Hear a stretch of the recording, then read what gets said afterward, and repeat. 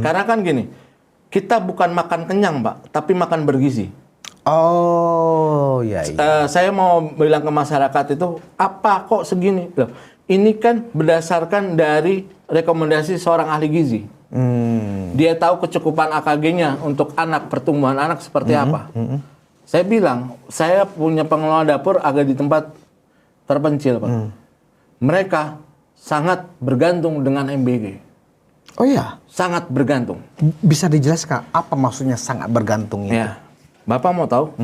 Saya punya dapur, setiap pulang, saya mau nangis, Pak. Itu sepatu dicangging, Pak. Saya tanya, kenapa?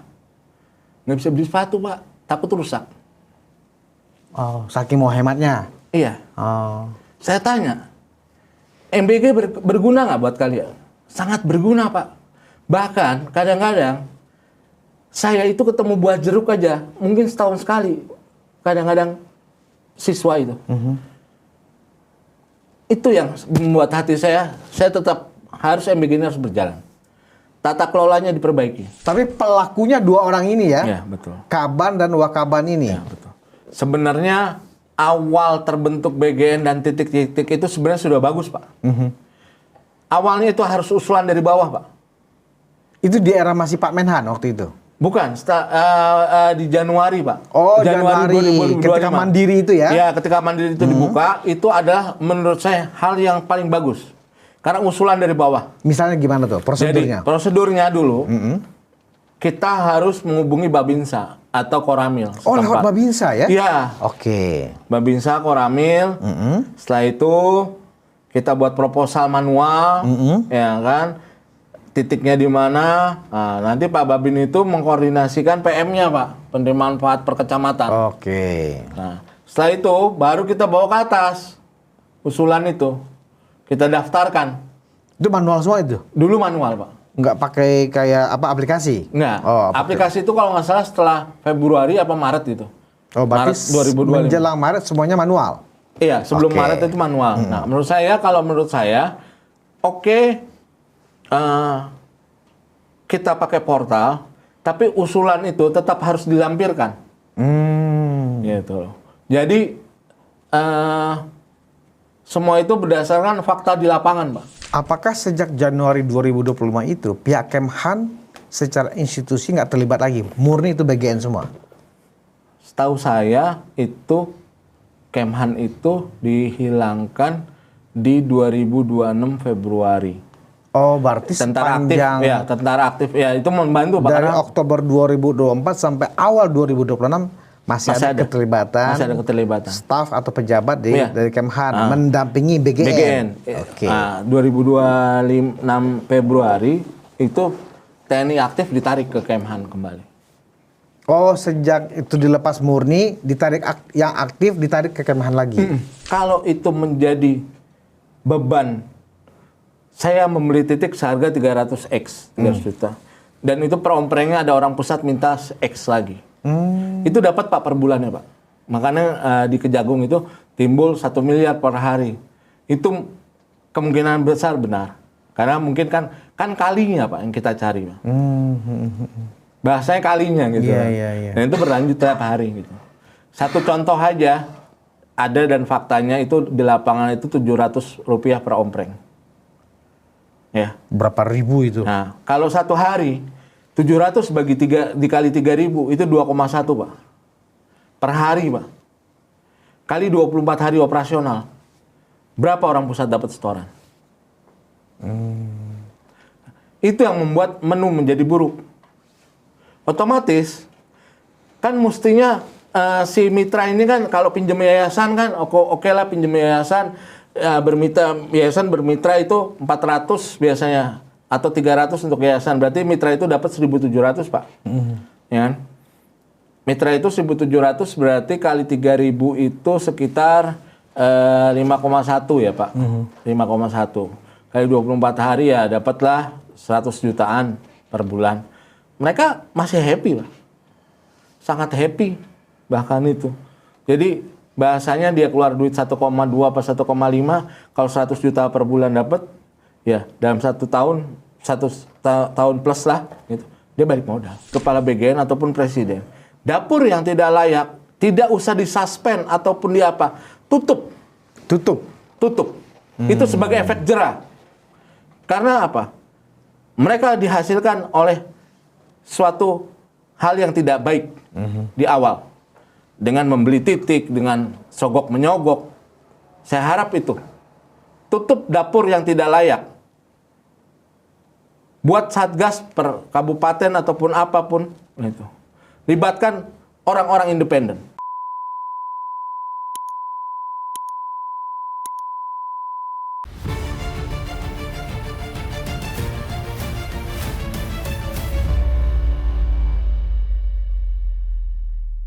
Hai penonton Ruang Konsensus Unpacking Indonesia dimanapun Anda berada. Bersama saya masih dengan Budius Ma'ruf Piliang anak sulung Mulyono. Hari ini saya akan mengulas tentang apa yang terjadi di BGN, ya, Badan Gizi Nasional, sehingga semua kita akhirnya kaget, ya. Ternyata di sana itu sebuah program yang sangat ideal, sangat dibutuhkan oleh anak-anak sekolah untuk kualitas gizi mereka. Tetapi memang ada celah untuk para pejabat di BGN, mungkin juga di pengelola, jangan-jangan di pengelola BGN juga ada yang maling-maling juga. Nah, saya sudah kedatangan seorang narasumber yang akan bercerita. Ini pelaku benar, ini pelaku dari awal BGN berdiri. Aha. Jadi kalau kita ingin tahu BGN, nah, teman-teman harus dengarkan kisah atau cerita yang sesungguhnya. Awal Pak Prabowo waktu itu masih Menhan, ya, mencoba semacam pilot project-nya, ya, itu pun atas biaya Pak Menhan waktu itu, Pak Prabowo Subianto. Saya sudah bersama dengan Zulfahri Fahlevi, seorang pengelola SPPG. Siap. Terima kasih. Terima kasih. Mas Zulfahri. Iya. Saya manggilnya Mas Zul atau Mas Fahri? Mas Fahri aja. Fahri, ya. Oke, biar mirip-mirip Fahri Hamzah, ya. Aduh, jangan. Hampir sama tapi beda nasib, Pak. Beda nasib, ya. Banyak orang ingin tahu nih, Mas Fahri. Dari, kalau nggak salah, MBG itu atau Badan Gizi Nasional itu dibentuk pasti di era Pak Jokowi. Betul. Ya kan? Tanggal 19 Agustus. 19 Agustus 2024. 2024. Oke, berarti Agustus ke Oktober itu berarti sekitar 3 bulan, ya? Iya, betul. 3 bulan jelang beliau lengser. Atau waktu itu berarti Pak Prabowo sudah ada pengumuman menang belum? Sudah, Pak. Sudah, sebagai capres menang, Capres ya? menang. Oke. Capres terpilih, Capres judulnya. terpilih. Capres terpilih. Nah, ya berarti yang menunjuk Pak Dadan itu adalah Pak Presiden waktu itu, masih Pak Betul, Jokowi. Pak Jokowi, ya, sekarang. Ya, karena kan orang kan taunya Pak Dadan itu kan orangnya Pak Prabowo, padahal kan itu orangnya Pak Jokowi. Ya. Nah, bisa diceritakan, Mas Fahri, awal dari BGN itu berdiri, kemudian Pak Menhan waktu itu Pak Prabowo mencoba mengimplementasikan, karena waktu itu kan perintah dari Pak Presiden kan, MBG ini program bagus dan harus segera dijalankan. Nah, bisa diceritakan nggak awalnya dulu itu seperti apa? Awal keterlibatan saya itu bulan Juli, Pak. Juli 2024. 2024. Berarti sebelum BGN dibentuk, ya? Sebelum BGN dibentuk. Oke. Jadi waktu itu saya diundang di Kemhan sebagai vendor, salah satu vendor, untuk melihat pemenuhan kebutuhan alat masak atau alat pelindung diri untuk satuan SPPG, Satuan Pelayanan Pemenuhan Gizi itu. Nah, di situ ternyata saya diarahkan ke salah satu pilot project Bapak di Warung Kiara, Kecamatan Warung Kiara, Kabupaten Sukabumi. Berarti sebulan sebelum pembentukan Badan Gizi Nasional? Betul, betul. Oh, berarti memang rencana program dari BGN itu MBG itu dari bulan sebelumnya sudah matang konsepnya, ya? Sudah. Yang menggodok tuh memang Kemhan? Kemhan, Pak. Oh, bukan dari BGN-nya, ya? Bukan, jadi apa konsep makan bergizi gratis itu sebenarnya benar-benar pure digodok oleh Kemhan. Kemhan, Pak. Oh, Gitu. nah apa kemudian fungsi BGN yang dibentuk itu dan orang-orang yang ditempatkan di sana mereka membentuk organisasi, ada kepala, ada wakil kepala, ada macam-macamnya itu tuh bagaimana? Mereka hanya menjalankan konsep modul yang sudah disiapkan oleh Kemhan berarti BGN ini. Iya, untuk saat itu. Iya. Nah, untuk kelanjutannya itu banyak perubahan, Pak, yang tidak sesuai dengan konsep awal Bapak. Oke, jelaskan dulu yang dari Kiara tadi. Ya, dari warung Kiara itu, setelah itu ada 22 SPPG yang ada di tanah Kodim atau tanah satuan militer yang dibangun Bapak. Yang dibangun Bapak terus disebutkan, Bapak Prabowo. Pak Menhan waktu Pak itu. Menhan, ya, Oke. dibangun Pak Menhan atas biayanya sendiri. Kan pernah ada viral ya atau berita yang bahwa Bapak mengeluarkan uang pribadi untuk pembentukan SPPG. Jadi 20 SPPG itu pilot project Ya, sebenarnya. pilot project. Yang dibayar langsung oleh Pak Menhan Pak Prabowo Menhan pada saat Prabowo, itu. iya, 20 SPPG itu di mana aja, Mas? Saya kurang mengerti posisinya karena kan kita ngirim pada satu titik. Oh, berarti nggak hanya di Jakarta? Nggak hanya di Jakarta, Oke. tersebar di Pulau Sejumlah Jawa tempat ya, sama Pulau Jawa. se-Indonesia Oke. lah. Gitu. Itu berdiri di atas tanah komando di Kodim. Oh, di 22 atau 20 itu semuanya di lahan Kodim? Kodim sama satuan militer, Pak. Oh, karena beliau memang Kemhan ya? Ya, Oke. Nah, itu sebenarnya itu sudah baik. Kita sudah Berapa bulan itu? Ya. Yang 20 yang atas pembiayaan Pak Menhan waktu itu? sampai bulan Agustus kalau nggak salah. Berarti 1 bulan? Ya, 1 bulan itu terbentuk.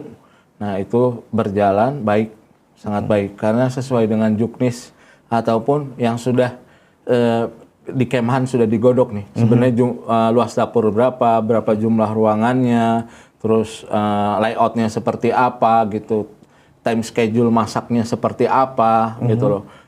Time schedule untuk penerimaan bahan baku seperti apa, time schedule untuk pendistribusian seperti apa, itu mereka sudah lakukan. Itu menurut pribadi saya sangat baik. Berarti Sangat Kemhan waktu itu melibatkan banyak unsur ya, ahli gizi ada, Iya. ahli masak ada, ya kan? Betul. Semuanya itu direkrut oleh Kemhan untuk membuat pilot project itu, Pilot yang project. 22 SPPG itu. Oke. Iya. Nah, itu sebenarnya kalau dengan luasan 400 meter 20 kali 20 itu sebenarnya minimal itu sanggup untuk 3.000 porsi, Pak. Satu hari? Satu hari. Bahkan 3.500 mereka masih terlihat mampu. Gitu. Nah, seiring berjalannya waktu, Tunggu dulu. ya, Ini kan Oktober kan Pak Prabowo kan sudah dilantik jadi presiden. iya, Berarti dari 22 itu, dari Juli, Agustus, September, Oktober itu kan ada sekitar 3 bulan. Itu tetap 22 jumlahnya atau nambah? nambah, Pak. Oh, nambah. Nah, Pada saat presiden sudah berapa SPPG terbentuk? itu kalau nggak salah pada saat presiden dilantik itu ada 95 atau 97. Oh, sudah pertama 70 Iya, SPPG. 70 SPPG. Dan itu tersebar di Di seluruh Indonesia, Indonesia. iya. Dan semuanya itu masih di lahan Kodim. Lahan Kodim. Oke. Nah, setelah itu berjalannya waktu, dibukalah untuk pendaftaran mandiri. Oke. Berarti Juli itu kan tim advance lah ya, Iya. tim awal. BGN dibentuk. Ya. Ya. BGN dibentuk Agustus 2024. 2024. Nah, setelah itu apakah tim Kemhan ini melebur ke badan baru yang sudah dibentuk presiden itu, Badan Gizi Nasional namanya, dan kemudian pelaksananya berganti dari Kemhan ke BGN? Saya jelaskan kembali, sebagian pejabat di Kemhan itu membackup BGN, Pak. Gitu, membackup BGN. Nah, dengan berjalannya waktu kan BGN belum punya personil ya, Pak. Masih di backup Kemhan? Masih di backup Kemhan. Oke. Nah, akhirnya berjalan waktu, BGN itu setelah Bapak dilantik baru punya kantor. Ya, dulu kan di Ragunan ya, dekat Kementerian Pertanian ya. Iya.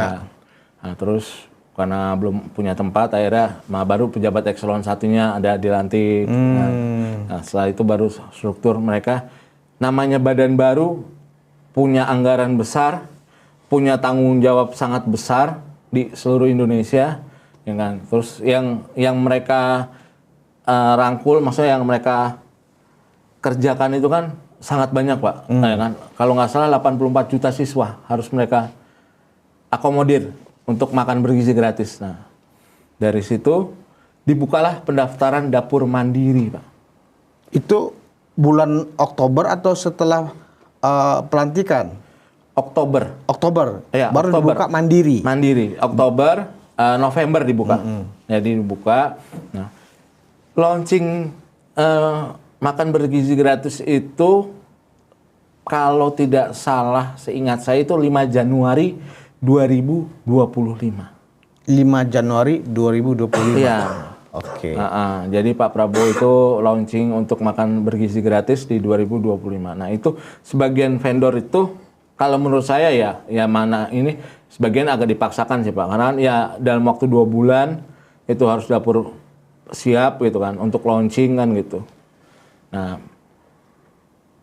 setelah itu kan biaya bahan baku atau biaya masakan itu kan ditetapkan 10.000 Pak. Nah, terus 2.000 itu adalah biaya operasional untuk sewa tempat lahan beserta peralatan Pak. 2000. 2.000. 3.000 itu untuk biaya operasional, listrik, gas, 3.000. Iya, relawan, pembayaran relawan itu sampah segala macam itu di 3.000 itu. Berarti total 15.000. 15.000 10.000 apa bahan-bahannya. 2.000 itu untuk sewa lahan dan operasional peralatan. Peralatan 3.000 3.000 untuk operasional. operasional. Jadi 15.000 budgetnya dari pemerintah. Budgetnya dari pemerintah. Nah, ini saya mau luruskan lagi kesalahan. Saya tidak menyalahkan orang. Oh, ini kok 15.000. Sebenarnya yang menjadi bahan makanan, menjadi makanan bergizi itu hanya 10.000. Murni 10.000 ya, gitu. Jadi tidak termasuk biaya koki, biaya gas segala macam itu terbebani oleh biaya operasional. Jadi 10.000 itu murni biaya bahan makanan. Berarti ompreng ada di biaya yang 2.000. Iya. Ompreng ada di situ. Ompreng ada di Oh, situ. di 2.000 ya. Di 2.000. Oke, Mas bisa jelaskan nggak?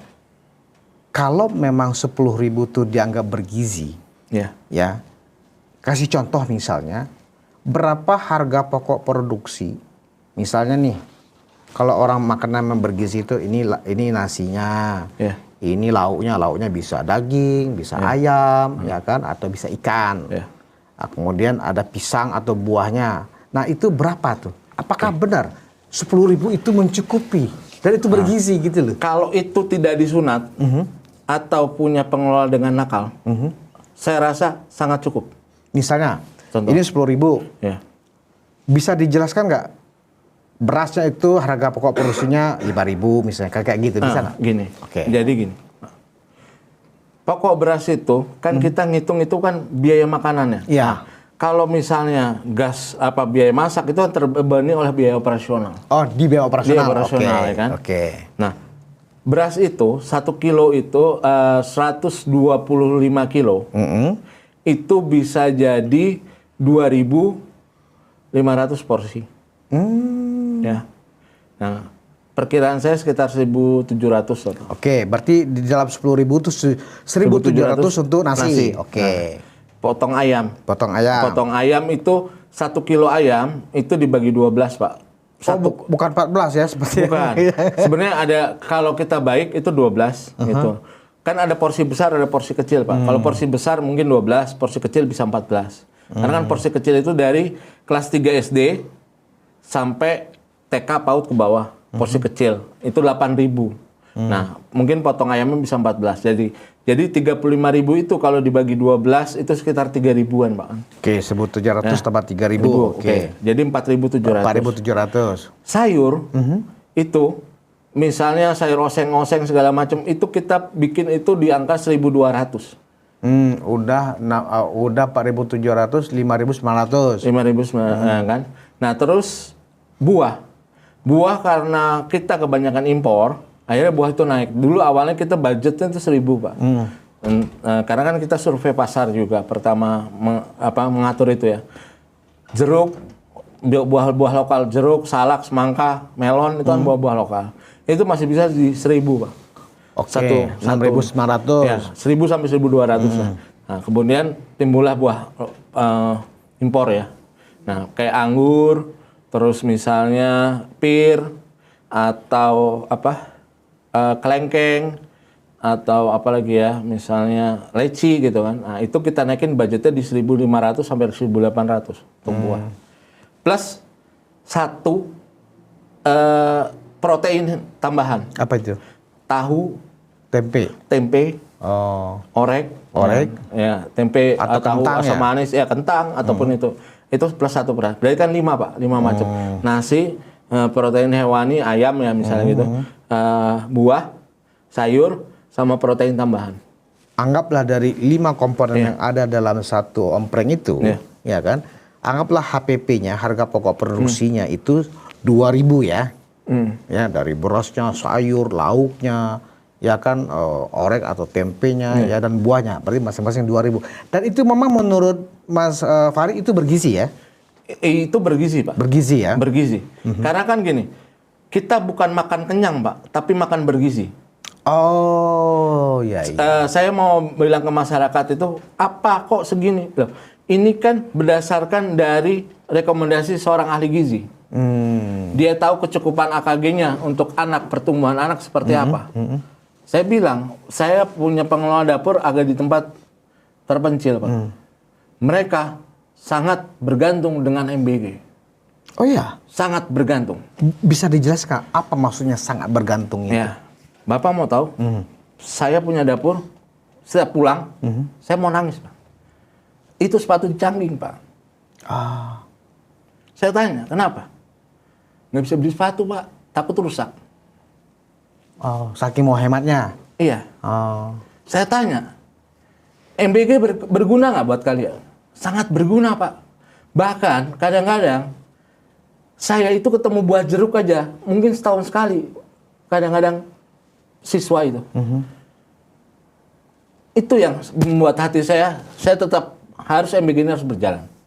Tata kelolanya diperbaiki. Ya. Nah, dari situ saya melihat awalnya, saya memang pendudukan di awal di 2025 ya. Berubahnya itu setelah ada flat income. Nah, yang 6 juta per bulan itu ya? 6 juta per hari itu, Oh, Pak. per hari? Iya. Saya ada dulu dikasih, maksudnya, nih loh kita awalin di MBG di Banten, kebetulan istri saya di Banten. Saya punya 14 titik. Bahasanya punya, ini loh, siapa yang mau membangun dapur? Saya tawarkan. Mereka tidak mau, Pak. Mereka investor lokal itu merasa tidak tertarik. Karena bagi dia MBG ini apa sih? Mungkin nggak berlanjut. Segi ekonomisnya apa sih bagi kita? Gitu loh. Karena kan itu masih belum flat income, Pak. Dihitung per ompreng. Jadi misalnya kita dapat 2.500, berarti sehari 2.000 kali 2.500, ya kan? Berarti itu sekitar 5 juta. Kalau kita cuma dapat 2.000, masaknya berarti kan 4 juta. Nah, itu bagi mereka tidak tertarik. Maka karena itu kemudian pemerintah menetapkan ada fixed income. Fixed income. Per hari 6 per juta. Hari 6 juta. Baru kemudian investor mau. Investor mau. Oh, oke. Tunggu dulu, sebelum lanjut ke sana dulu. Ya. Tadi dijelaskan berarti memang yang benar-benar membutuhkan MBG itu kalau tadi daerahnya Mas Fahri itu berarti daerah 3T ya? Tidak termasuk 3T, Pak. Cuman memang pemasukan masyarakatnya memang agak kurang, tertinggal.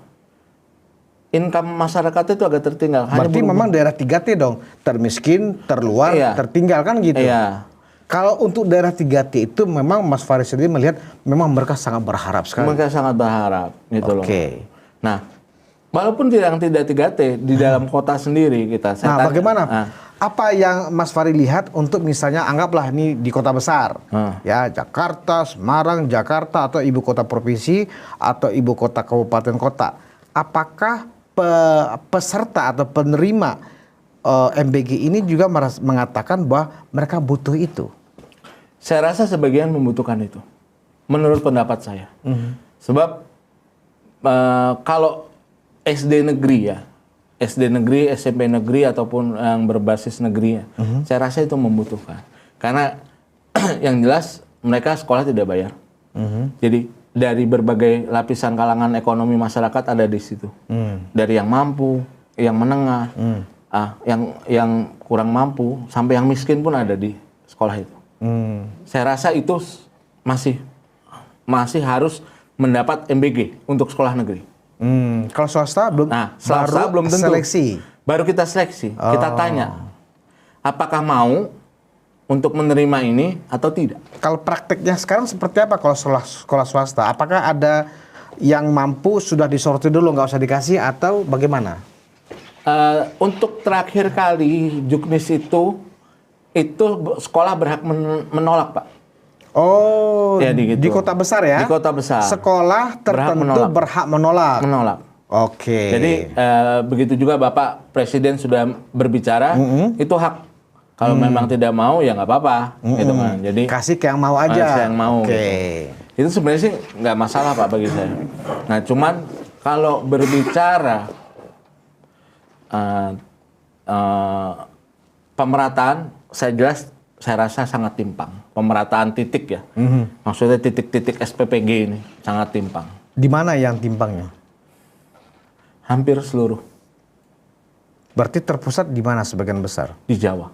Di Jawa? Iya. Jadi Sumatera, Sulawesi, Kalimantan, apalagi Papua, Bali, dan Nusa Tenggara itu sedikit. Konsentrasi lebih banyak di Pulau Jawa. Ya. Menurut sumber dari orang BGN, itu di Jawa kalau nggak salah ada 17.000 dapur, Pak. Dari 26.000 SPPG? Ya. Itu berarti ada lebih dari 70% ada di Jawa. terkonsentrasi di Pulau Jawa. Jawa. Oke, kembali ke tadi cerita tentang mulai berubah ketika mau dipush kepesertaan penerima MBG ini, banyak orang nggak tertarik. Nggak ya tertarik, kan? iya. Karena hanya mengharapkan dari selisih dari yang 15.000. Iya. Baru kemudian diusulkan pendapatan Flat tetap. income. Baru kemudian banyak investor atau masyarakat berminat untuk ikut membantu membuat SPPG. Ada satu hal lagi yang menurut saya adalah sangat prinsip dan menurut saya sangat dilanggar. Apa itu? Dapur renovasi. Nah, gimana itu, Mas? Awalnya MBG ini, BGN Satuan Pelayanan Pemenuhan Gizi ini adalah dapur yang dibuat baru, Pak. Berdasarkan Juknis. 20x20. Konsepnya harus baru harus ya? baru awalnya. Timbullah dapur renovasi. Yang mungkin kepala BGN sekarang berkata ada dapur 100 meter, 150 meter. Itu sangat banyak. Tidak sesuai Juknis dong kalau gitu? Tidak sesuai Juknis. Nah itu yang salah satu celah korupsi. Artinya yayasan-yayasan yang mendaftarkan tempat dia itu tidak layak, kurang dari 20x20 tetap disetujui. Tetap disetujui. Disitulah permainannya. Oh. Gitu. Sejak mulai kapan itu tercium bahwa ini kayaknya ada kong kali kong? Apakah sejak 2025 ya atau baru-baru ini aja? 2025, Pak. Oke. Mungkin di sekitar bulan Agustus. Bagaimana modusnya, gimana itu? Jadi begini, Pak. Awalnya itu bangun dapur sesuai dengan Juknis. Oke. Terus flat income berubah. Flat income berubah, ada dapur renovasi masuk. Nah, ketika dapur renovasi ini masuk, ada suatu ketika itu semua di rollback, Pak.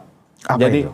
Statusnya dari semua persiapan. Jadi kan persiapan di portal itu adalah verifikasi pengajuan, proses persiapan, verifikasi persiapan, penunjukan kepala SPPG, BA verbal, berita acara verbal, terus sama rekening virtual account. Oh, virtual account. Rekening virtual account, uang masuk, PKS, perjanjian kerjasama antara BGN sama pemilik yayasan dapur. Gitu. Oke. Ya, beroperasi lah. Nah, pada saat itu banyak yang sedang persiapan, tiba-tiba di rollback, Pak, untuk kembali ke verifikasi kemajuan ataupun ditolak. Oh, kenapa ada yang kena rollback itu? Padahal dia sudah sampai ke tahap tengah misalnya. Ke tengah gitu. Saya nggak tahu, karena itu permainan. Oh, Anda tetap lanjut, nggak di rollback kalau bla bla bla gitu? Enggak, itu di rollback semua, Pak. Oh. Di rollback, menurut pendapat saya itu rollback itu untuk masukkan titik-titik yang titipan. Oh. Jadi orang di rollback, sibuk dengan rollback, ini masuk. Oh, jadi yang di rollback itu dianggap sudah tersisih lah ya? Iya, nah langsung itu dimasukkan orang-orang yang orangnya, dianggap iya. orang-orangnya para bos BGN. Iya, itu. Oh, di situ modus permainannya. Modus permainan awalnya, Pak. Itu di 2025 Agustus. Nah, gini, Mas Fahri. Kan ada Pak Dadan ya. Ya. Ada Sony Sanjaya. Ada Ludwig. Hanya ketiga pejabat ini yang bisa mengendalikan mereka ngentit sana sini begitu ke para pemilik yayasan dan vendor. Kalau untuk verifikasi itu ada saya info dari orang internal BGN itu ada super admin, Pak. Yaitu dipegang oleh yang tertangkap ini, yang ya Pak, yang coklat itulah. Oh, Pak Sony Sanjaya. Oh, jadi perannya Pak Sony ini apa? Vital banget, Pak. Di dalam manajemen di BGN, dari orang mendaftar, verifikasi, biru itu yang memutihkan atau menghitamkannya Pak Sony ini. Betul, Pak. Oke, itu perannya dia ya. Perannya dia. Artinya Pak Sony ini memang rawan uang maling nih ya kan? Rawan. Oke. Kalau Pak Ludwig itu di mana perannya? Saya kurang tahu Pak Ludwig itu karena saya juga pernah dipanggil Pak Ludwig, tapi ya saya hanya berbincang sebentar. Kalau saya perannya Pak Ludwig juga bingung, Pak, sebenarnya. Kenapa kok dia bisa kena bingung juga ya? Bingung juga saya gitu loh. Karena setahu saya super admin itu ada di Kaban sama Wakaban. Wakaban. Itu setahu saya. Dan saya mengalami itu, Pak. Ada satu titik teman saya lagi membangun di rollback oleh Wakaban yang Sony. Iya. Bukan Ludwig. Bukan. Oh. Jadi memang yang bisa membirukan semua itu sudah. Jadi benar-benar yang powerful sekali di antara tiga orang ini adalah Sony Sanjaya ini. Iya. Oke. Nah, sekarang apa peran Kaban? Dia juga pegang super admin, Pak. Oh, super admin juga. Ada. Kalau Pak Ludwig nggak super admin. Enggak. Oh. Oh, berarti mungkin begini. Ini mungkin penilaian saya. Jadi kan super admin berdua nih di BGN. Kepala badan atau Kaban istilahnya dengan wakil kepala badan. Ya. Pak Dadan sama Pak Sony. Ini mungkin uang dengar. Iya kan? Uang dengar. Mungkin, Pak, saya kurang mengerti. Iya, Bang. Karena kalau tidak uang dengar, ya kan? Saya minum dulu, Pak. Ya, silakan. Karena kalau tidak uang dengar, ya kan, bisa nyanyi dia. Nah, akhirnya mungkin Pak Ludwig ini keseret karena membiarkan korupsi terjadi. Dia tahu dan dia menerima. Ya, mungkin, sangat mungkin. Ya, sangat jadi mungkin. dia hanya karena turut serta. Tapi pelakunya dua orang ini ya. Ya, betul. Kaban dan Wakaban ini. Ya, betul. Sebenarnya awal terbentuk BGN dan titik-titik itu sebenarnya sudah bagus, Pak. Awalnya itu harus usulan dari bawah, Pak. Itu di era masih Pak Menhan waktu itu? Bukan, di Januari, Pak. Oh, Januari 2025. Ketika Mandiri itu ya? Ya, ketika Mandiri itu dibuka, itu adalah menurut saya hal yang paling bagus. Karena usulan dari bawah. Misalnya gimana tuh prosedurnya? Jadi, prosedurnya dulu, kita harus menghubungi Babinsa atau Koramil. Oh, lewat Babinsa ya? Iya. Oke. Babinsa, Koramil. Setelah itu, kita buat proposal manual, ya kan? Titiknya di mana? Nah, nanti Pak Babin itu mengkoordinasikan PM-nya, Pak, penerimaan manfaat per kecamatan. Oke. Nah, setelah itu baru kita bawa ke atas usulan itu, kita daftarkan. Itu manual semua itu? Dulu manual, Pak. Nggak pakai kayak aplikasi? Nggak. Oh, aplikasi itu kalau nggak salah setelah Februari apa Maret itu. Oh, berarti Maret 2025. menjelang Maret semuanya manual? Iya, sebelum Maret itu manual. Nah, menurut saya, oke. Kita pakai portal, tapi usulan itu tetap harus dilampirkan. Gitu. Jadi semua itu berdasarkan fakta di lapangan, Pak. Fakta berapa PM-nya, titiknya itu benar-benar ada ataupun memang layak atau bangun baru. Gitu. Sebenarnya kalau renovasi nggak masalah sih, Pak, sebenarnya, Bang. Asal memang layak. Gitu loh. Jangan sesuatu hal yang dipaksakan. Nggak ada kontrolnya dari BGN. Sebenarnya ada, Pak. Tim verifikasi lapangan maksudnya. Ada. Nanti setelah proses persiapan, Verlap ya. iya, verifikasi setelah persiapan, proses persiapan, ada verifikasi persiapan. Itu nanti disurvei, Pak, oleh SPPI kecamatan setempat. Ya, saya tidak menuduh ya, namanya juga di Indonesia. Nah, itu yang banyak lolos, menurut saya. Itu yang banyak lolos. Ya mungkin si Pak Korwil ini ataupun Pak Korcam ini, koordinator kecamatan ataupun koordinator wilayah, mungkin ada atensi dari atas. Jadi mereka juga serba salah. Banyak yang curhat sama saya, Pak. Banyak yang cerita sama saya, Pak, ini gimana? Ada atensi dari sini, ada atensi dari sini. Ya sudah, selama kamu tidak menerima apapun, ya sudah nggak masalah. Tapi kamu jangan menerima. Kalau kamu dapat atensi, ya sudah, gimana lagi? Apakah sejak Januari 2025 itu pihak Kemhan secara institusi nggak terlibat lagi? Murni itu BGN semua? Setahu saya itu Kemhan itu dihilangkan di 2026 Februari. Oh, berarti Tentara aktif, sepanjang ya, tentara aktif, ya itu membantu, Pak. dari Karena Oktober 2024 sampai awal 2026 masih ada keterlibatan, masih ada keterlibatan. staf atau pejabat Iya. dari Kemhan mendampingi BGN. BGN. Oke. 2026 Februari itu TNI aktif ditarik ke Kemhan kembali. Oh, sejak itu dilepas murni, ditarik yang aktif ditarik ke Kemhan lagi. Oke. Betul. Nah, sepanjang yang Mas Fahri amatin, ya, tingkat koruptifnya BGN ini, apakah setelah orang-orang Kemhan ditarik kembali atau sebelum itu juga sudah tercium? Sudah. Oh. Sebenarnya yang paling rawan itu titik, Pak.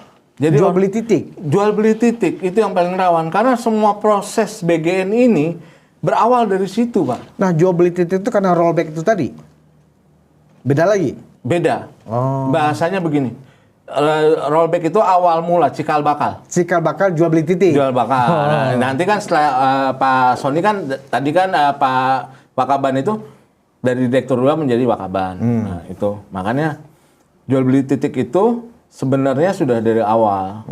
Nah, terjadilah misalnya titik di satu kecamatan butuhnya 6 apa 7 SPPG bisa meledak jadi 10.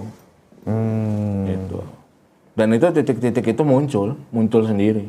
Muncul sendiri? Muncul sendiri. Jadi kalau nggak salah Korcam itu bisa mengetahui dashboardnya Korcam itu bisa mengetahui titik yang timbul. Pernah ya berapa kali kan saya kan suka ngopi dengan Korcam, dengan anak-anak. Saya anggap mereka adik, Pak. Saya tidak pernah memusuhi namanya SPPI. Mereka hanya pelaksana lapangan yang banyak ditekan. Banyak cerita sama saya, kelakuan dapur ini, ya atensi dari sini, banyak mereka cerita. Nah, di dashboard itu kan ada, Pak, semua komplit, Pak. Jadi ada yang proses persiapan, ada yang sudah jalan, sudah operasional, itu ada di dashboard mereka. Bahkan titik-titik yang ditolak pun juga ada. Gitu. Tiba-tiba muncul lagi persiapan. Jadi Persiapan. awalnya dari ceritanya Mas Pahlevi ini ketika itu berjalan manual itu sebenarnya terkontrol ya kan? Sebenarnya terkontrol, Pak. Itu tapi dengan ketika sudah berubah menjadi aplikasi, barulah kemudian bisa terjadi kong kali kong di sana. Betul. Disitulah kemudian dimainkan seolah-olah belum lolos, verifikasi lah dan seterusnya. Iya.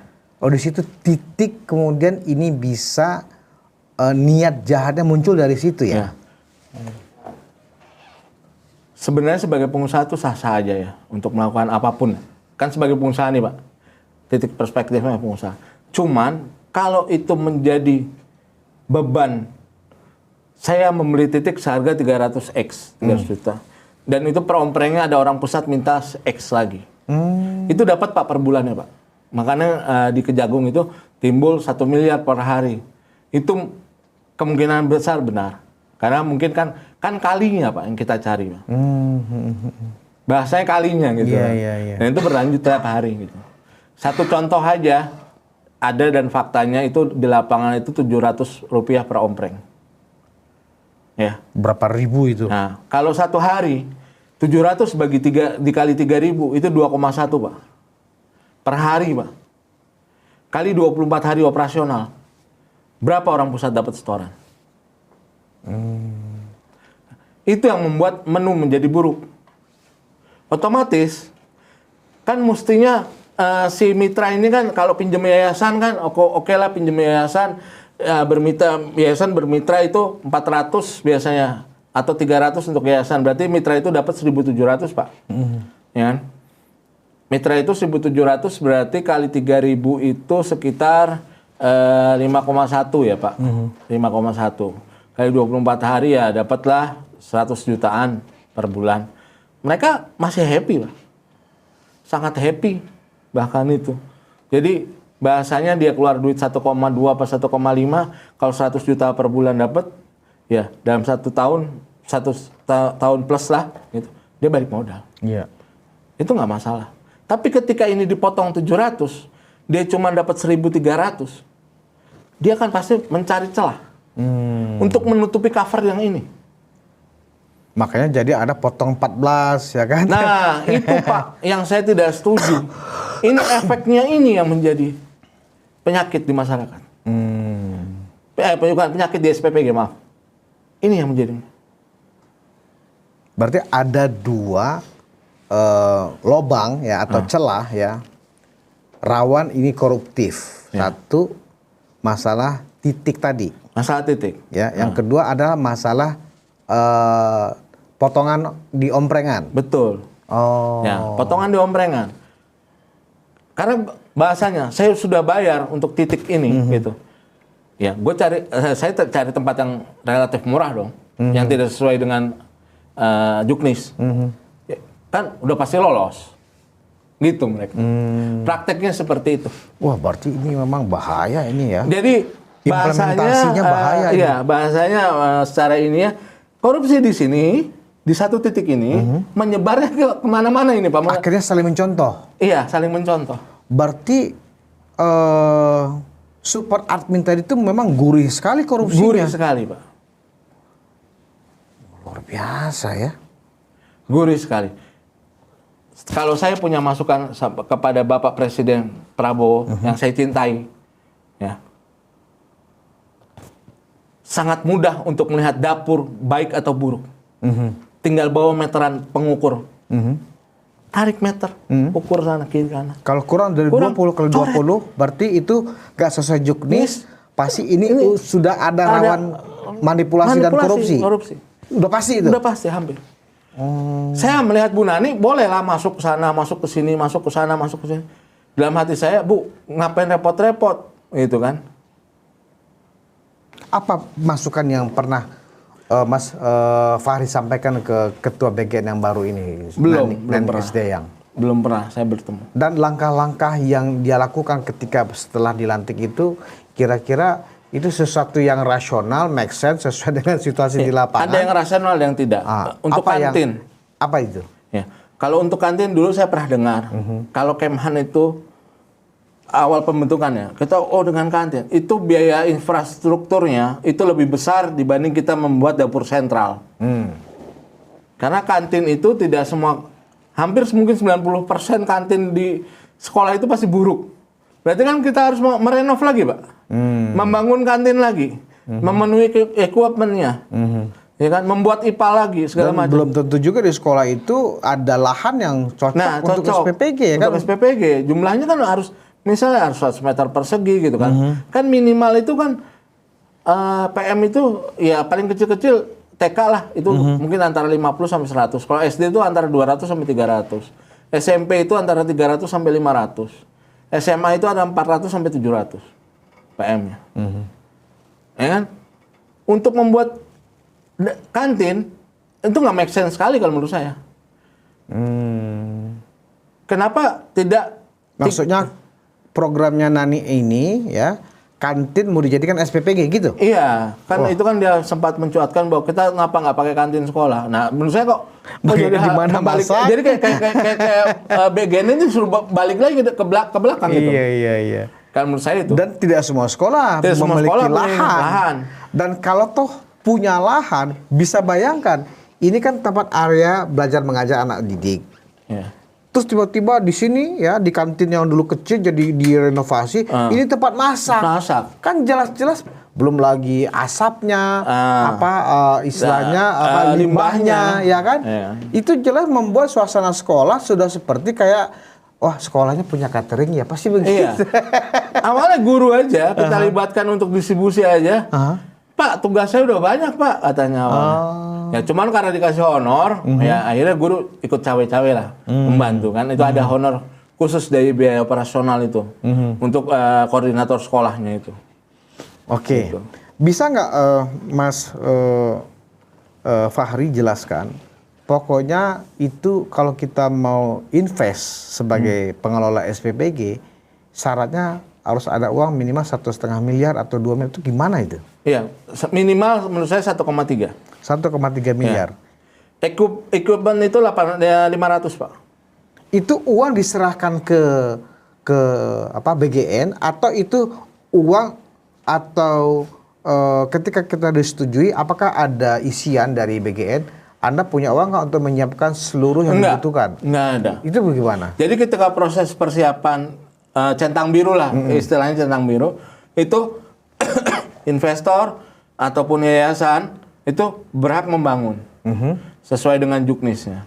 Nah, kalau sesuai juknis menurut saya ya, Kebutuhan dia untuk melengkapi itu sekitar 1,3. 1,3. Kalau di Pulau Jawa ya, Pak. Oke. Kita bicara Pulau Jawa karena kan material di luar pulau memang agak susah ya. Yang mengontrol equipment yang dibelikan itu sesuai dengan istilahnya persyaratan yang sudah diceklis oleh pihak Kemhan yang pertama kali, itu siapa? Itu kan dia kan pertama ngisi di proses persiapan itu nanti ada kayak formulirnya, Pak. Jadi ada misalnya ompreng, terus kuali, restimer itu di foto, terus di update, di checklist sama mereka, sama si yayasan atau admin yayasannya di checklist, ya kan? Nah setelah proses persiapan dianggap selesai, nah, dia akan mengklik kan 100%. Nah, nanti muncul di dashboard Korwil tuh. Oh, ini dapur siap disurvei, diverifikasi persiapan. Siap disurvei itu artinya ini sudah lengkap semua. Sudah lengkap semua. Sudah beli peralatan, ya kan, seluruh instalasi limbah segala macam sudah ready. Karyawan sudah ready gitu ya. Oke. Nah, nanti setelah itu kalau ada perbaikan, itu dikasih waktu kalau nggak salah antara 2 sampai 3 minggu. Biasanya apa yang selalu pemilik SPPG itu yang perlu ada perbaikan dari hasil verifikasi lapangan? Biasanya kalau verifikasi lapangannya benar-benar strict gitu, perbaikan kayak mayor gitu ya, dia nggak akan tolerir gitu. Misalnya, apa dia mayor itu? Ya, misalnya omprengnya kurang. Kecil maksudnya, bukan, kalau kecil? Jumlah omprengnya, Pak. Oh, oke. Nah, kalau omprengnya kan memang udah ada standarisasi kan. Jumlah omprengnya kurang, terus misalnya alat restimernya kurang gitu, ataupun misalnya masih sedang renovasi mayor gitu. Nah, cuman kalau misalnya minor gitu kan, misalnya listriknya kurang daya. Oh, itu yang minor itu. Ya, harus di-upgrade lagi ya. Di-upgrade kan itu bisa sambil berjalan, mungkin masih bisa ditolerir. Biasanya saya melihat seperti itu. Gitu. Saya sih berharap, saya mendukung anak-anak SPPI. Mereka anak muda. Pak Prabowo punya presiden yang tercinta, itu punya program yang bagus untuk memperdaya gunakan anak-anak bangsa. Dan memang itu menyedot tenaga kerja ya? Iya, itu 33.000 Pak jumlahnya. SPPI itu. Ya. Yang saya harapkan setelah ini, setelah BGN terjadi seperti ini, saya harap BGN itu sebenarnya gini ya, pemetaan BGN itu saya juga bingung ya. Kenapa PM itu, kenapa jumlah dapur tersebut secara analogi gampang ya, mudahnya. Kita mau buat sekolah, kita survei dong. Kira-kira ini jumlah siswa yang mau sekolah kita berapa? Ya kan? Baru kita buat sekolah. Oh, ini kelasnya ada berapa? Oh, ruang labnya ada berapa? Ini tidak, kebalik.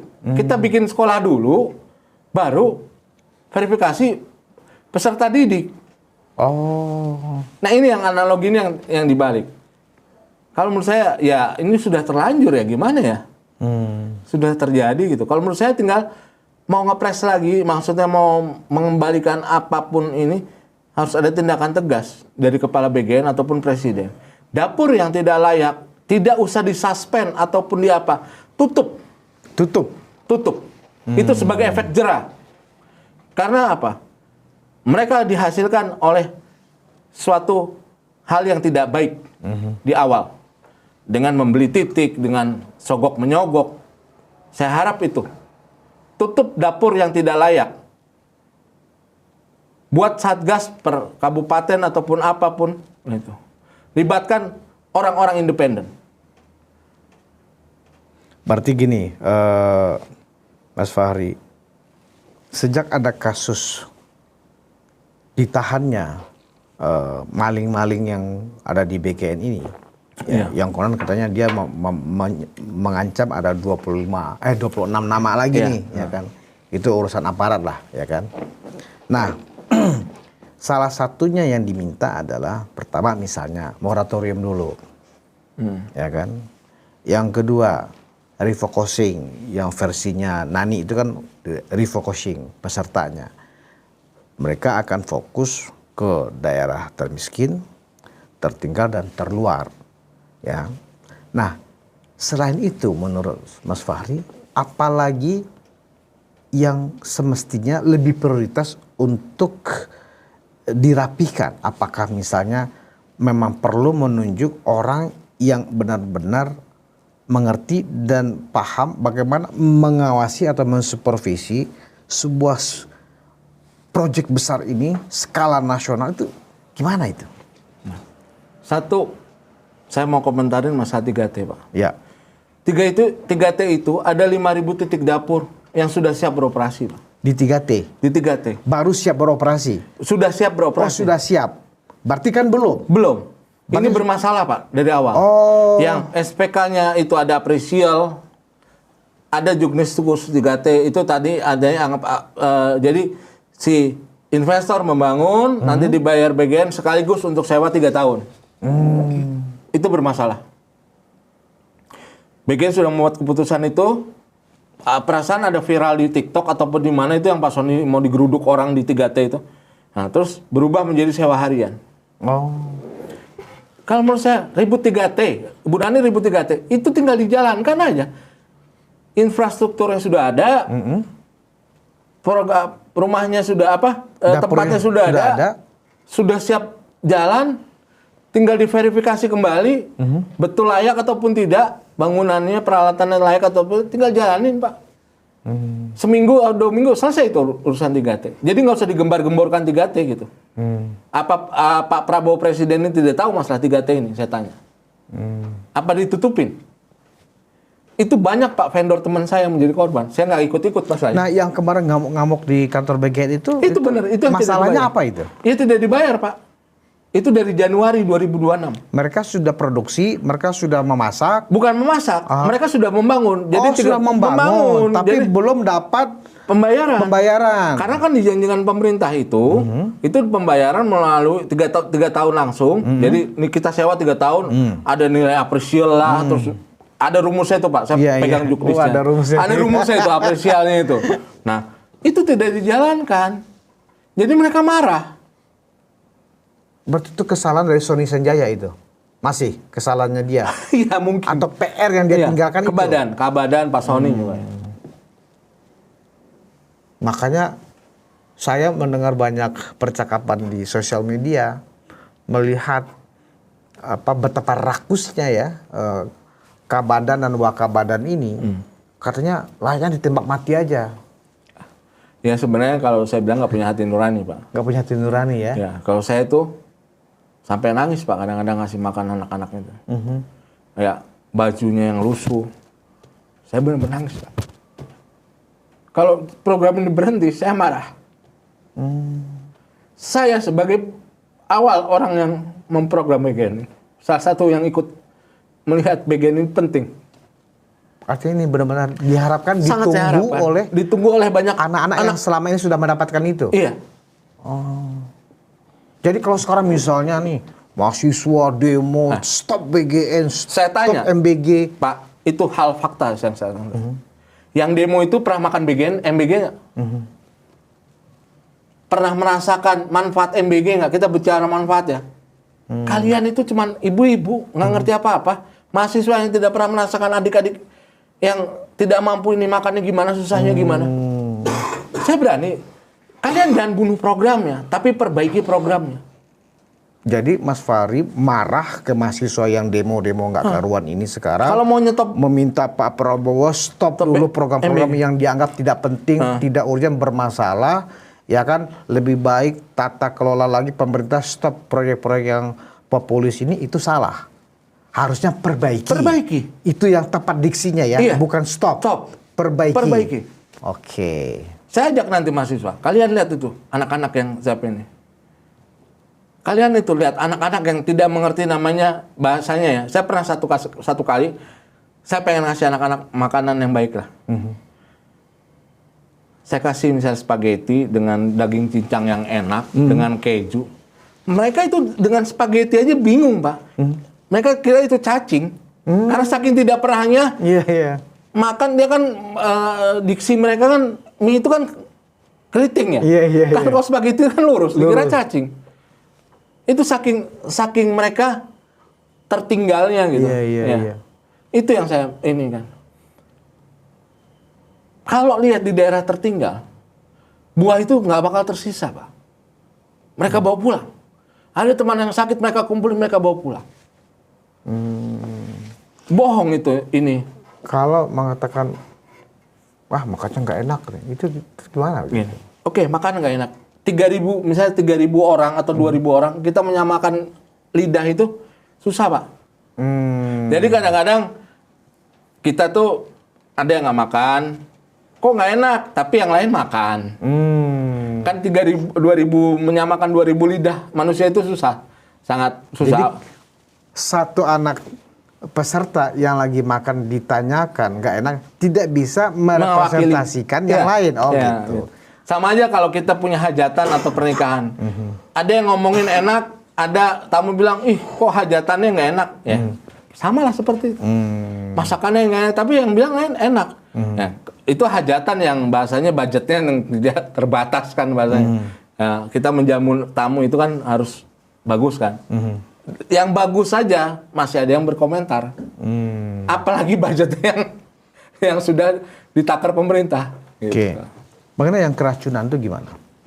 Itu menurut saya salah time schedule, Pak, pemasakan. Oh. Itu. Jadi memang Mas Fahri menganggap wajar ada keracunan, berarti ada yang tidak jalankan juknisnya. Iya, betul. Time schedule masaknya. Time schedule masak itu penting, Bang. Mereka suka melanggar. Gitu. Jadi misalnya masak dari jam 1 malam apa jam 2 malam, mereka masak dari jam 10. Nah, terus ada satu ruangan yang tidak dijalankan. Ada ruang pendinginan makanan. Kebetulan istri saya suka catering. Nah, food itu harus dingin. Tidak boleh ada uap. Jadi ketika panas, itu minimal 1 jam sampai 2 jam itu harus didinginkan. Baik nasi, baik sayur, ataupun baik lauk pauk. Nah, itu satu ruangan yang setelah ruang masak, mereka biasanya langsung ke pemporsian. Itu yang salah. Harus biarkan dingin dulu. Dingin dulu, baru dibagi. Ada ruang pendingin. Itu harus dibagi. Gitu. Berarti kasus-kasus keracunan yang kadang massal gitu ya, itu memang ada pelaksana di dapurnya yang tidak menjalankan juknis time schedule-nya. Iya, time schedule-nya. Berarti ya, itu ini baru matang nih nasi. Ya, langsung lauknya baru matang, langsung masukin ke ompreng. Langsung ditutup. Tutup. Ya. Itu basi ya? Pasti.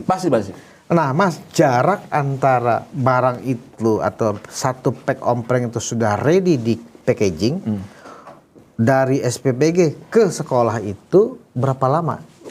Jadi diangkutnya? Jam 4 itu masak sampai jam 5. Jam 4 subuh ya? Ya, maksudnya sudah masakan matang nih. Oke, berarti masak dari malam dong? Dari malam, dari jam 1. Dari jam 1 apa tuh jam 12. Jam 4 masak, jam 5 masak nih. Antara jam 4. Packing jam 6? Packing jam 5, setengah 6 udah mulai packing sampai jam 7, jam 8.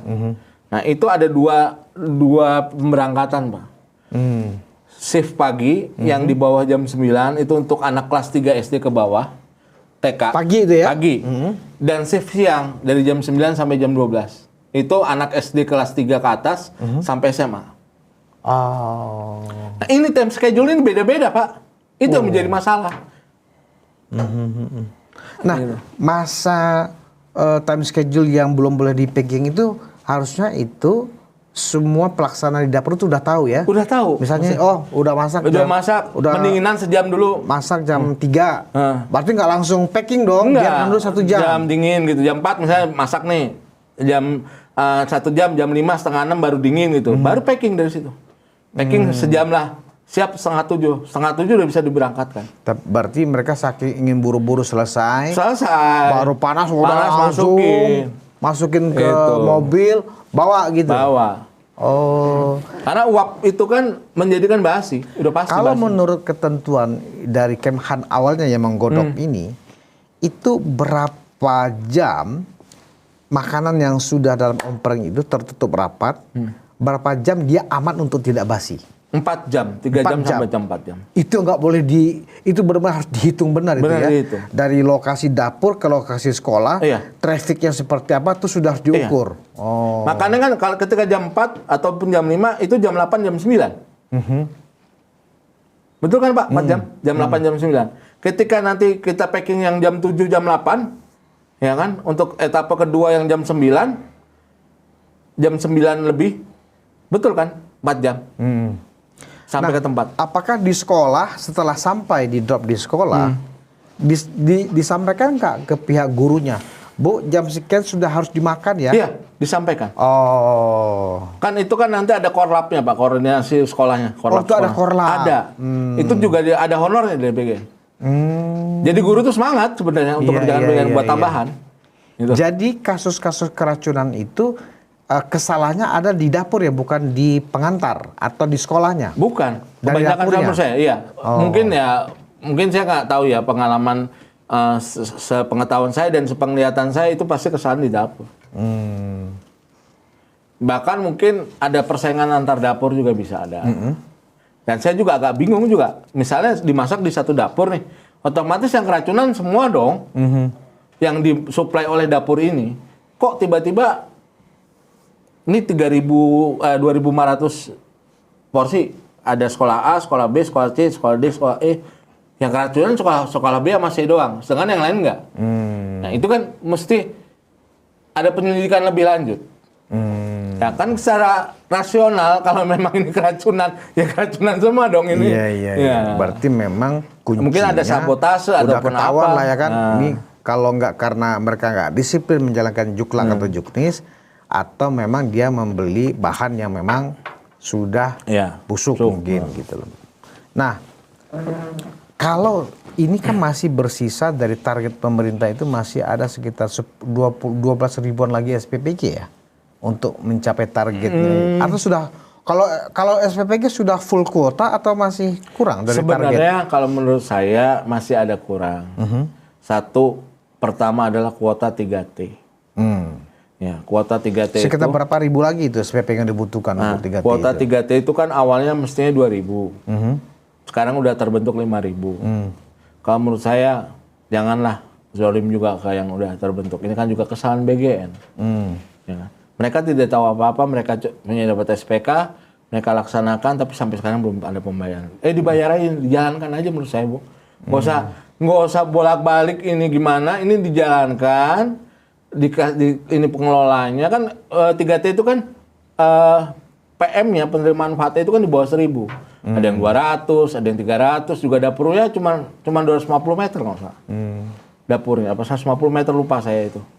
Nggak terlalu besar gitu. Karena beberapa orang sekarang yang saya dengar mereka nggak mau dan takut untuk ikut investasi di proyek MBG ini. Oh ya pasti. Takutnya apa? Satu, tiba-tiba ini di stop. Pasti Pak. Ya kan?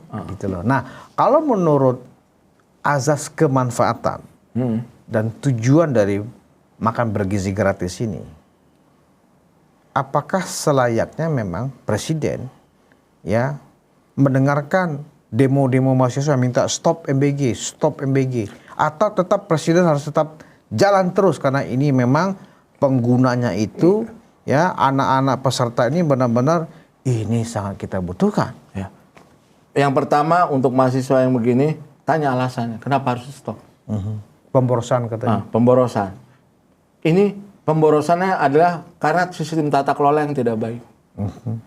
Kalau menurut saya, Bapak Presiden Prabowo Subianto yang terhormat dan saya cintai, perbaiki nih tata kelolanya. Selidikin SPPG yang bermasalah dengan sogok menyogok itu.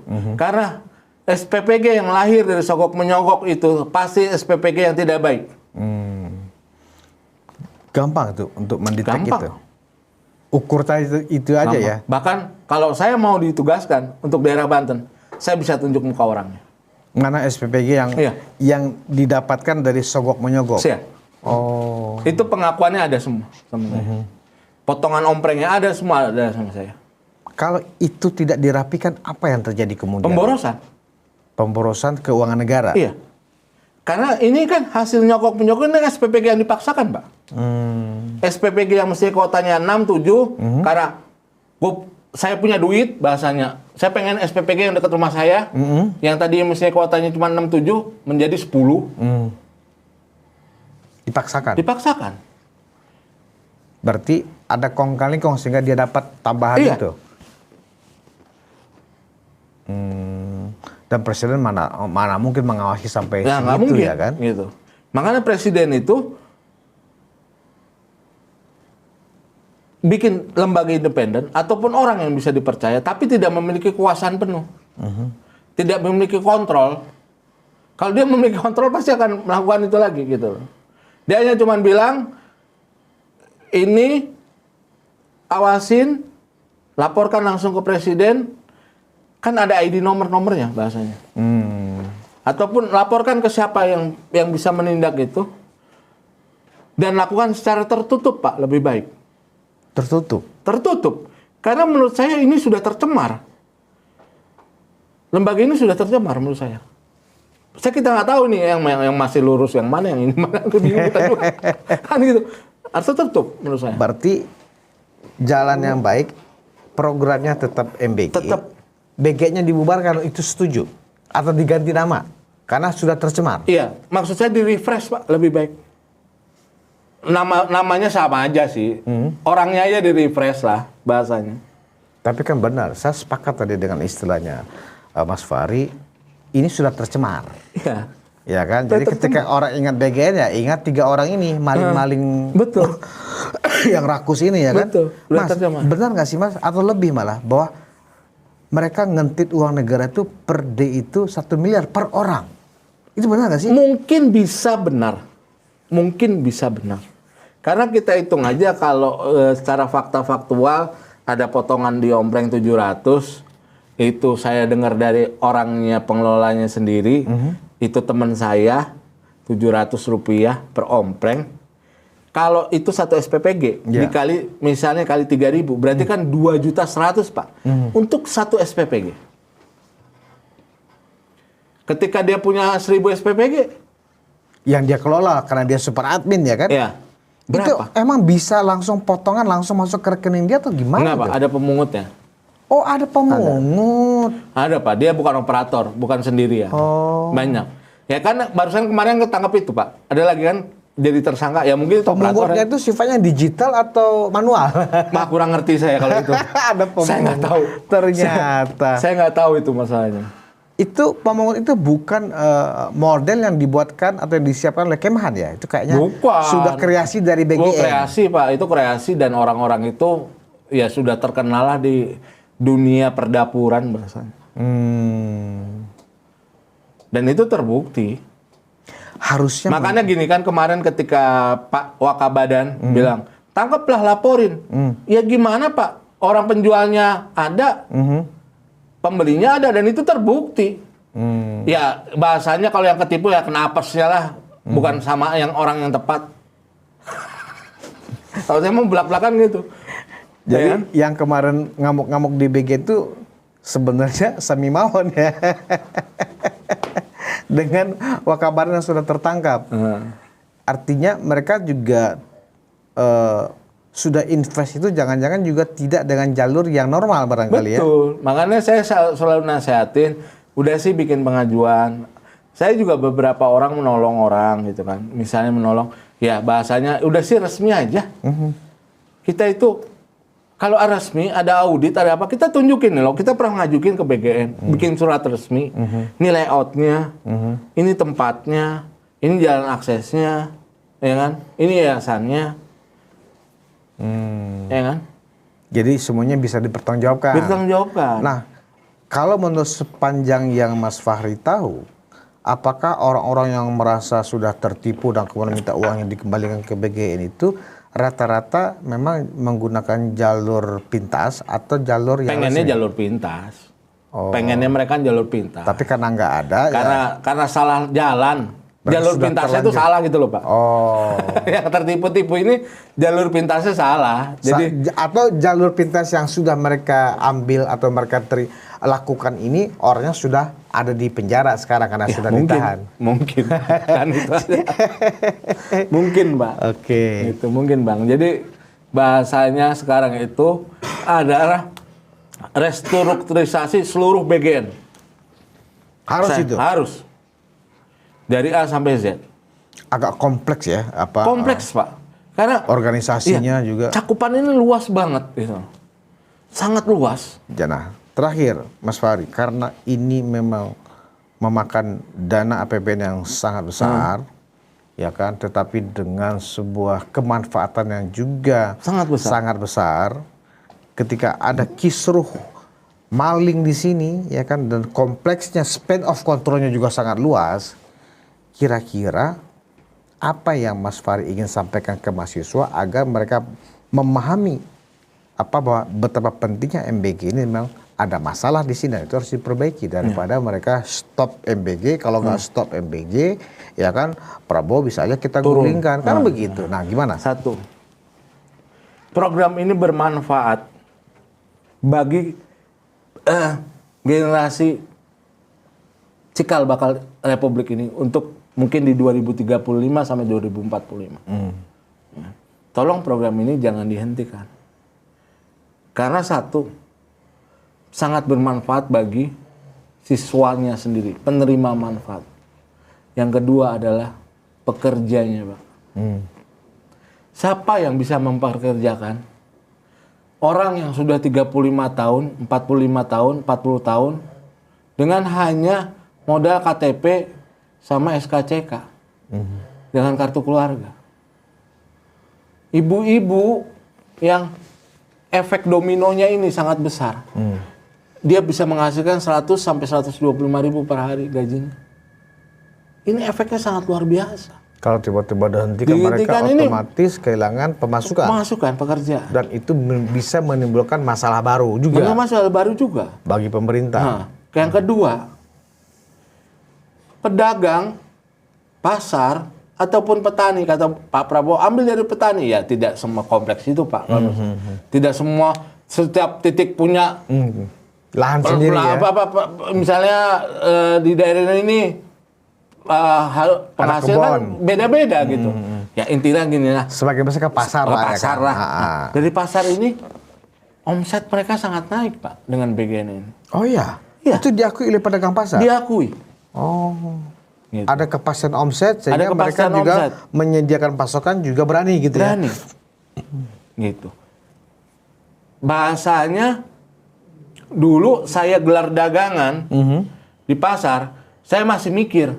Laku nggak ya? Habis nggak ya? Habis nggak ya? Sekarang ini udah laku di BGN bahasanya. Tinggal orang datang ambil bayar udah. Nah, ini tetap dagangan kita buka bahasanya. Saya udah bahasanya kalau ini terjadi rugi ataupun ini saya masih bisa nutupin. Kalau dulu mereka bilang bisa pedagang ayam, pedagang saya, wah, gelar dagangan belum tentu laku, mikir besok gimana. Kalau sekarang nggak, mereka sudah ada tabungan di BGN itu. Dan harganya memang bagus. Itu mendongkrak ekonomi. Bohong tidak mendongkrak ekonomi masyarakat. Berarti memang celah terjadinya tindakan korupsi itu tadi memang ada dengan level manajemen yang disebut dengan super admin itu memang problem ya. Problem. Super admin di bagian itu ada potongan dua. per omprengnya Pak. Jadi potongan per omprengnya itu yang menjadi masalah. Karena Dan itu semuanya yang memutuskan diterima atau diketahui omprengan itu adalah super admin ini. super admin. Kamu mau terima nggak? Cepet nih, jadi perizinannya keluar, proses persiapan segala macam. Tapi potong sekian, uang di depannya sekian, kan gitu. Oh, ya ada uang di depannya Bang. Dan itu yang mengambil semua tukang pungut. Iya, mereka lah. Nggak langsung Sony Sanjaya itu ya? Yang kemarin ketangkap itulah. Oh. Ya kan? Luar salah biasa. satunya mungkin ya, saya tidak mau menuduh orang sebelum akhirat yang menuduh, yang menjebloskan mereka. Gitu. Yang penting itu yang terjadi sekarang. Ya kalau memang. Nah, efek dari potongan ompreng itu menyerang di Bapok. Bapok itu apa? Bahan pokok yang 10.000 itu. Jadi mereka bermain menurunkan kualitas itu. Itu Bang saya bilangin efek dari potongan dan ini itu efeknya kemana-mana. Ke bahan pokoknya. Ke bahan pokok, nanti ke fasilitas. Ya, istilahnya pengusaha mana mau rugi ya kan? Betul. Ya makanya ada dapur-dapur tidak layak itu karena ada potongan itu. Jadi menghajar fasilitas mereka. Nah si Sony atau si Dadan ini ngerti nggak sih akibat dia mengentit lagi omprengan itu? Pasti ngerti lah Bang. Tapi dia tetap itu ya, kalau nggak ketahuan mungkin ini jalan terus dia ngentipnya ya. Pasti ngerti lah Bang. Dampaknya bahwa tujuan presiden untuk adanya perbaikan gizi akhirnya tidak tercapai. Tercapai. Karena sudah dipotongannya gila-gilaan bangkoknya. Gitu loh. Jadi mestinya si mitra ini dapat 1.700 ataupun 1.800 per ompreng karena ada pinjam yayasan. Nah, itu wajar lah kalau saya potong ini pinjam yayasan wajar. Dia harus terima 1.300. Berarti kan ada loss ini 500. Ini saya harus nutup dari mana? Ya pasti dengan Bapok bermain, fasilitas dapur dimainkan, diminimkan, ya kan? Sewa dapur yang tidak layak, yang kecil, yang penting asal kan saya udah bayar dong, pasti lolos dong kan gitu bahasanya. Gitu. Makanya membuat efek jerah itu presiden perlu tutup dapur yang tidak layak. Dan salah satu cara memastikan punishment, dapur hukuman itu tidak layak adalah ukur aja apakah 20 kali 20 gitu ya. Kalau sudah di bawah itu tutup saja. Ya. Tanpa kompromi. Kompromi. Supaya juga teman-teman mahasiswa juga tahu ya kan, iya ini perlu dirapikan saja, bukan baru ditutup.